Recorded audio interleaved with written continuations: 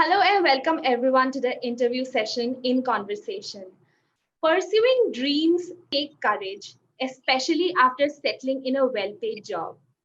Surbi here is an inspiration for many as she stepped up to build the life of her dreams instead of letting anyone else dictate otherwise. With meticulous planning, she quit her job, authored a book, and started her own company. She is now truly living her dream. Let's get in conversation with Surabhi Verma.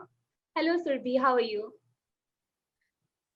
Hi, Radhan. Thank you for such a wonderful introduction. I am so honored to be here. Thank you so much. All right. So we should start with your questions. All right. And I'll Yeah, start with the let's go most ahead. basic question actually. What made you quit your job?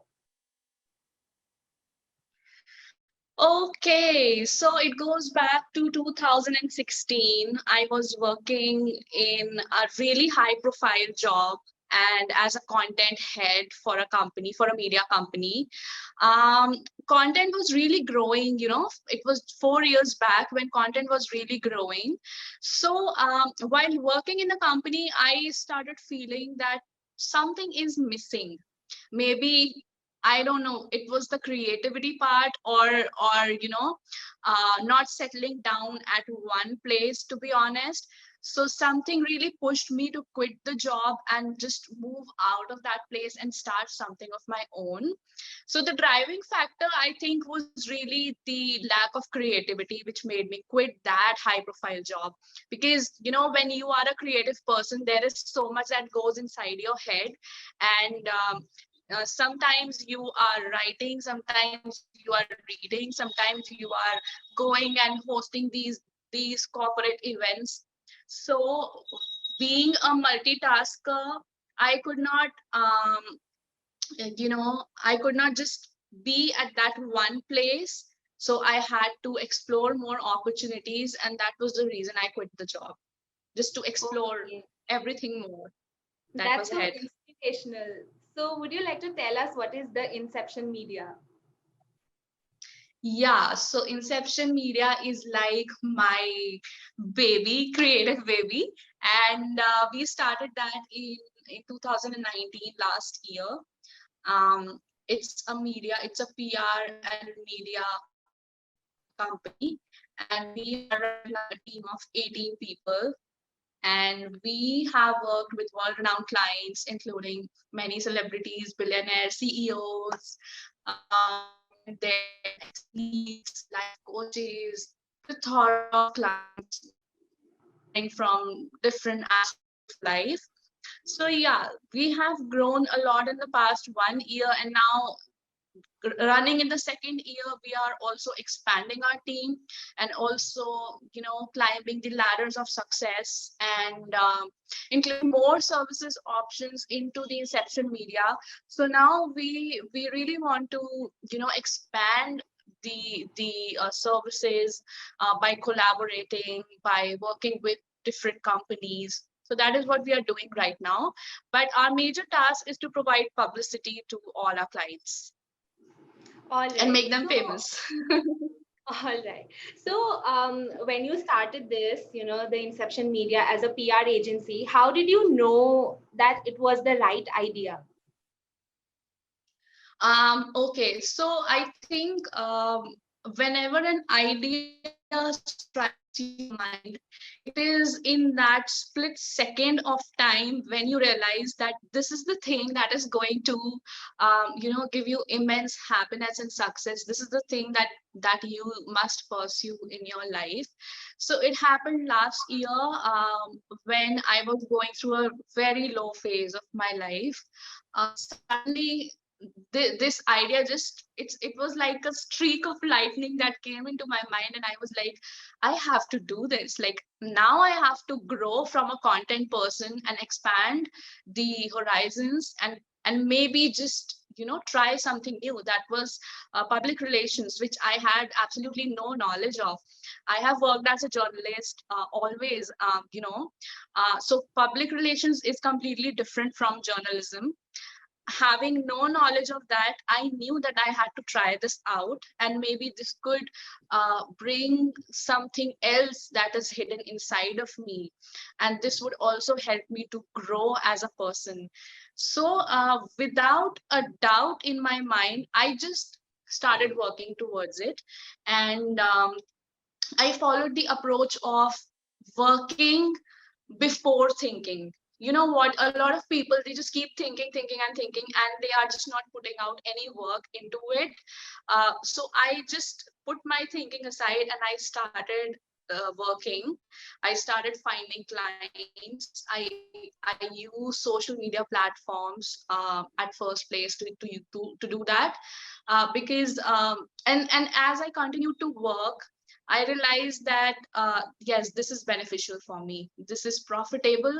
At the same time, I'm also being able to provide work opportunities to so many students out there who are actually craving for work. They crave for, just a little bit of amount that they get into their accounts. They crave for that. They crave for work. They crave to work with someone who is an author, who is a journalist. Even that part also plays out in that. So yeah, the idea was as simple as that. It just happened. It just happened for me. Yeah. All right. So, what is the most biggest factor that you would say has, led to your success? I think every person has a different way of defining the success. Some people define it by the amount they are getting into their bank accounts. That means the monetary benefits. Other people define success through their fame, how famous they are, how many social media followers they are having, you know. And so there is another part of the society who define their success as their inner satisfaction. Their inner satisfaction is the only thing that helps, that they could say that yes, I am successful, because I am so satisfied from within. So I think for me, the culmination of all these three different factors, of course, the money, um, being famous a little bit, because that's inside of me that I can't, put away from myself. And of course, the inner satisfaction is the definition of a successful life for me. And yes, the inner satisfaction is above all. If you have a lot of money but you are not satisfied, if you are famous but you are not satisfied, you are not happy, you are not peaceful, then I think success doesn't mean anything for you. The inner satisfaction in you has led to the success that you have Yeah, attained absolutely. while working with Absolutely. Inception Media and before that and after that, of Yeah, course. yeah, because you know what? For a lot of years, I was like, monetary success was there, even the fame factor was also there, but the inner satisfaction was something that I was still searching for, which happened after I started with the Inception Media.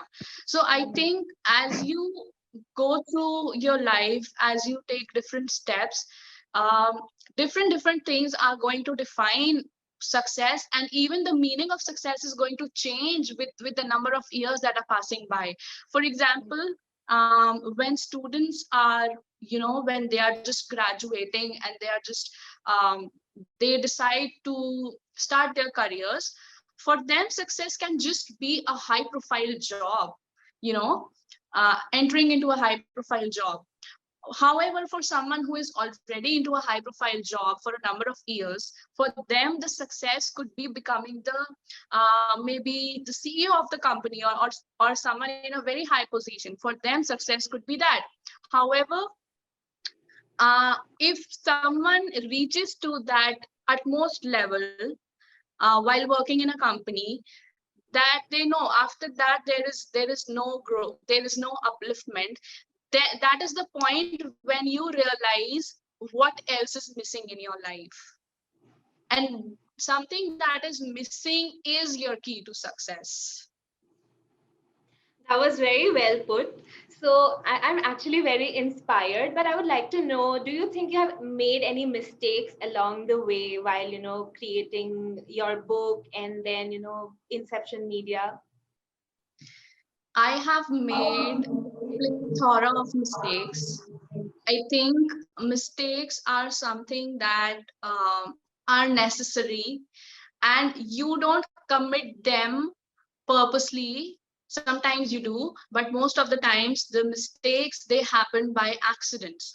So when you are starting something new, in the process of building something up, in the process of writing a book or building a company, yes, you are going to commit a lot of mistakes. And yes, if I talk about my mistakes, earlier I used to think that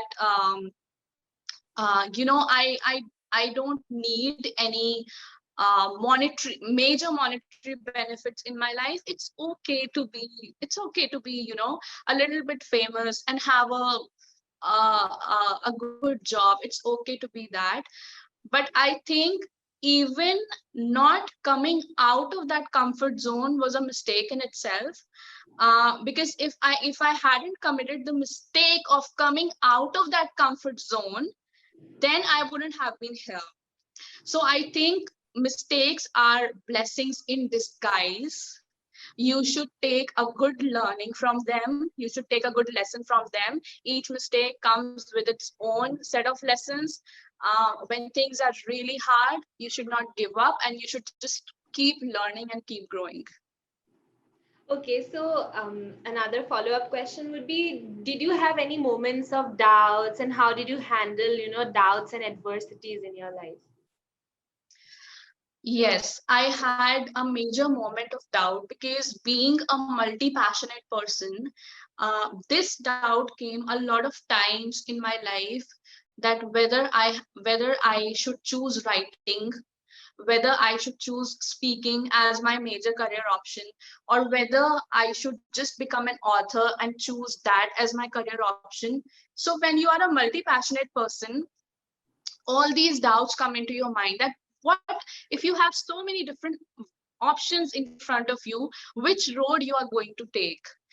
So the moment of clarity comes when you actually start walking on the path. When you walk on the path and you figure out that, okay, this is something that is not going to work out for me in the long term. I figured out that corporate speaking is not something that I could sustain for a very long period of time. Being a female in the industry, it's very, very, very challenging to, you know, sustain yourself as a corporate speaker for, say, 30, 40 years. It's not possible for everyone. So I realized it 2 years back, and that was a moment when I decided to change my direction into the PR, you know, the public relations. So yes, moments of doubts were there, but when clarity strikes, you should follow that clarity. You should not um, say that, okay, I have this clarity, but I'm not going to follow it. I'm going to do something else. Clarity is there in front of you. You should go ahead and follow that. Okay, great. Yeah. That was very inspiring. Like there are so many moments, like for a student like me and for many others who are watching us. I'm pretty sure many of us are, multitaskers, multi-passionate. They have, a lot of passions, but we are not clear what to do. And I think that comes with a little bit of, age maybe. What would you like to Yes. say on that?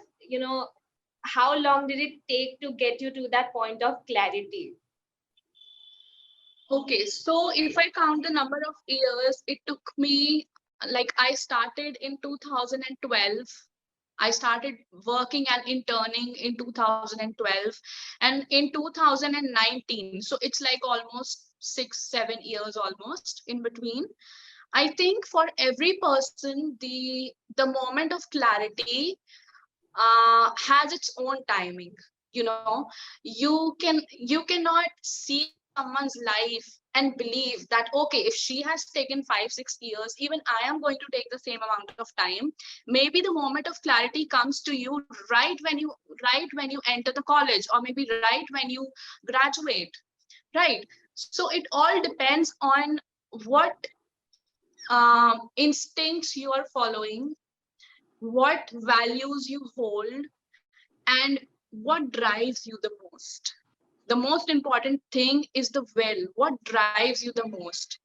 I think when you just do the work, when you don't hesitate, when you just do the work, when you accept all the challenges, it helps you grow as a person, and it provides you the clarity as you do the work. Without doing the work, there is never going to be a moment of clarity. So if someone is thinking that, okay, I'm just gonna sit here and I'm just gonna wait for the correct timing in my life when the moment of clarity is going to come, that's not the way it works. You have to put in the work.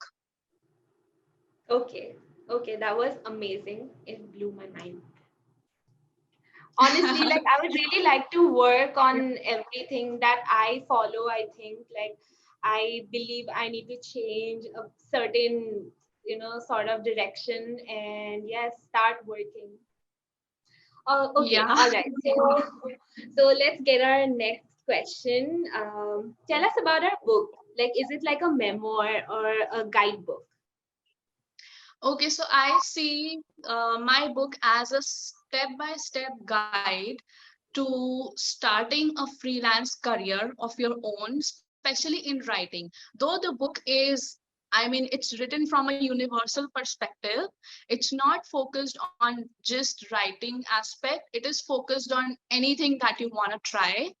So it is basically a step by step guide to building yourself up as a freelancer. Freelancer is a term that is given to people who work on their own terms, who are not defined by the timings, and who are not say they are not associated with the company as on a full time job role. Okay, so yeah, a lot of people, I think I wrote it in 2018 that a lot of people by 2020 are going to quit their jobs. I have written that in my book, and I have even shared that on my social media. And the same thing happened, that a lot of people today, I think, yeah, it's because of the virus, but even if they were given another opportunity, even if they were given an opportunity to decide, do you wanna work 9 to 5?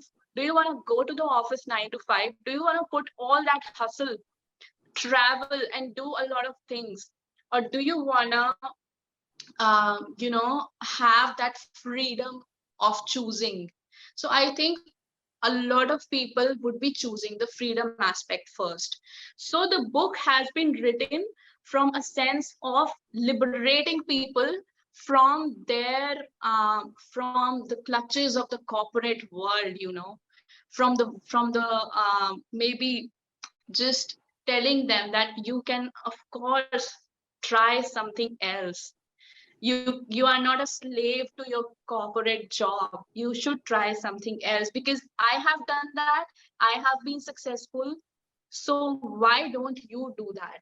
I mean, why can't anyone else do that? So yeah, it's a step by step guide, and I think this is the time people should read it, really. Okay. Yeah, Yeah. I vote for that too.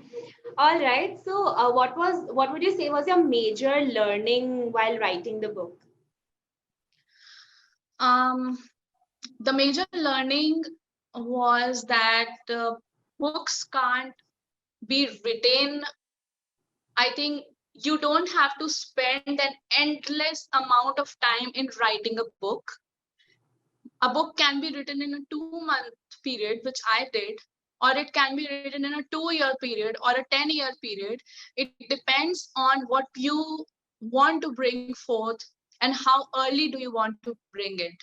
Now, now a lot of people, they focus on the literary aspect of when they are writing the book, they are focusing on researching and researching and researching and researching.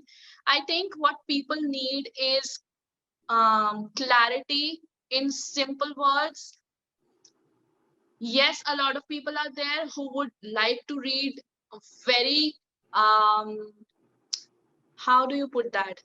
A lot of people are there who would like to read very complicated books. I didn't want to make it complicated. I just want to make it as simple as that. So, yeah, I think that's it. The answer to your question. Okay, great. So, what would you say is your interesting, most interesting writing quirk? Writing quirk. Can we put it another way? Like, writing quirks are so many. A unique writing style, something that you do while writing, or that you'd like to put it out, maybe. I think I really, my personal choice is have always been, non-fiction, and exploring different aspects of how, because inside nonfiction also there are subdivisions. So exploring different aspects of how a nonfiction book is written. um, I personally love to write in a way that is clear to the point, that could talk directly to the reader who is reading the book. It should not be something very complicated, yet it should have a practical aspect into it. It should also have an amalgamation of a practical and an emotional aspect.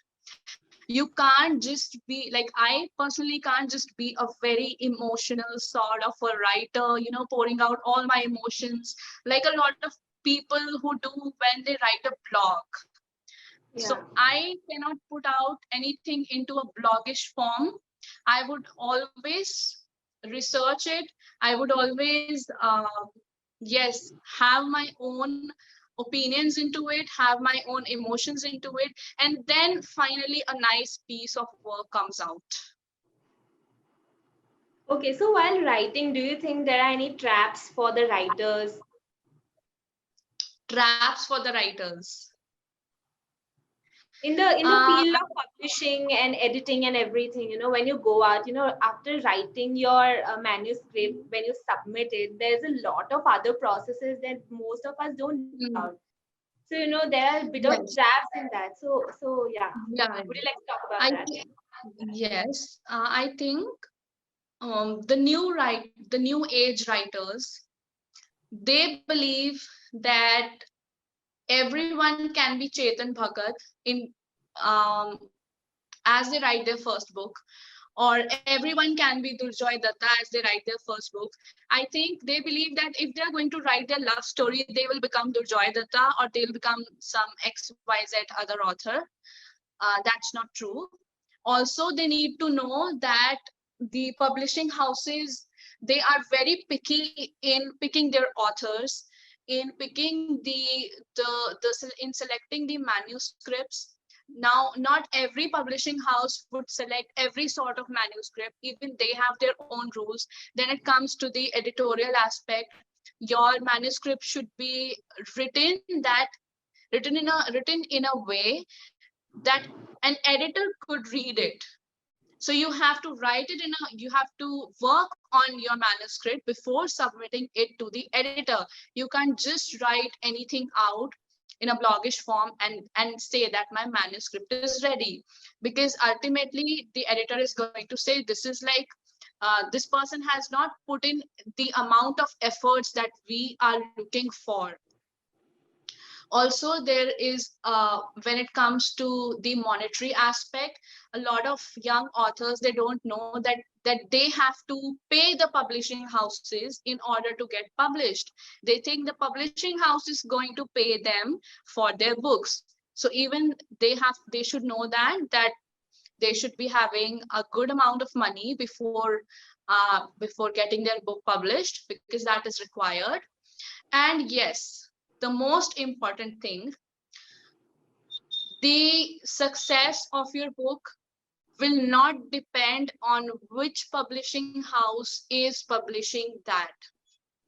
The success of your book is not going to depend on the title or the topic of your book. The success of your book is not going to depend on in which season you are putting that book out. If you are putting that book out uh, as a viral topic book, it is none of these things matter when it comes to the success of your book. It is solely dependent on if it's your right timing to be successful as an author or not. Yes, all these things can come and play their role, but then I think everyone could have been Durjoy Datta, or everyone could have been Amish Tripathi, because a lot of people have written, books on mythological topics other than these, the ones I have quoted, but they are not as popular as them. So a lot of things play a role when it comes to publishing and getting your book published. Yes, you should always be optimistic. You should not give up your hopes, because the world really needs good authors, good writings, good pieces of work in different topics, different formats, because people really crave reading. That should be the motivating factor behind getting your book published, not the success, aspect. Great. So, as a young entrepreneur, what is the best advice you think you can give out to all the, aspiring entrepreneurs? um, I think when we speak this word entrepreneur, now a lot of people, let me just compare it with the word influencer, right? A lot of people call themselves influencers, which they are not, because if someone is having a good number of social media following, but if that person is not creating any impact in the world, if that person is not actually influencing, someone out there, so you can't call that person an influencer. I think the same is applicable to entrepreneurship or entrepreneur. If you are generating a good sum of money, if you have built something of your own, a business of your own, however, you lack the empathy. You lack the empathy to help the world the with the business that you have built. There is no aspect of empathy in you. I think you cannot be called an entrepreneur. So if I have put myself into that category, because of course I have built something of my own, and at the same time my goals are not just limited to only my benefits. They are also, whenever I expand my team, I just think that how many lives I am going to touch by giving them the opportunity to work with me. If I am donating some amount, if I am doing a charity, I just think that how many lives I'm going to impact by my work. So I'm not just a PR person. This empathy aspect is there in my work that makes me an entrepreneur. And I think any other person out there, they cannot call them a successful entrepreneur unless they have this empathy aspect. So it should be there, it must be there, because if God has given you so much, to so much wealth and abundance and everything, but if you lack the basic humanity in you, what is the meaning of being an entrepreneur? Right. Okay. So, in that line, you know about GlobalShala. You are, Yeah, interviewing with us. So, do you have anything to say about GlobalShala? I think it's very interesting to start something which is completely student led. Number one, it is very interesting to start something which is not only limited to the Indian territory. It is you have, like, the person who has started this has expanded their horizon to their vision to overseas. So even thinking about that is something that not any other person can think of. And as they are helping a lot of students in getting internships, in in just making their dreams come true. So even establishing a structure, an organization like that is something really commendable. So I really applaud the owners and the founders of Global Shala, and I really commend their spirit for doing such a fabulous work. So that it was nice talking to you. Would you like to go for a rapid fire round? Yeah, of course. It's fun. Let's Okay. do it. Okay. So number one, what is your favorite quote? My favorite quote: hope is a good thing and no good thing ever dies. The Shawshank Redemption. Okay. Wow. Wonderful. One word that describes your journey. Faith. Favorite pastime. Listening to music. Wow. Society's norms or your own rules. My own rules. Okay. Okay. One message for the viewers. Very short. Never give up. Yay. Wonderful. We had a really amazing time. Thank you so much. Thank you. Thank you so much.